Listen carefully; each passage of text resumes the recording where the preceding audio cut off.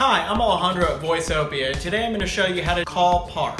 Now what this means is you're going to park a call on a specific line that allows you to access it from any phone in the system. So what I'm going to do is I have a park button here on my soft keys. Now there's two ways to do it. You can use that soft key button, or you can transfer a call directly to 71, 72, or 70.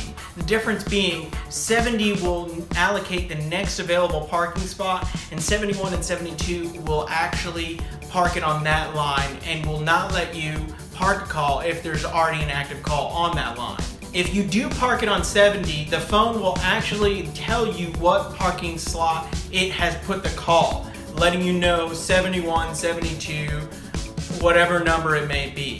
This is helpful in certain situations where you have multiple people that you could be putting on hold and you need to tell someone else where to retrieve that call. If you ever have any questions or comments, give us a call at 423-509-8000 or send us an email at support@Voiceopia. We're more than willing to answer any questions you might have.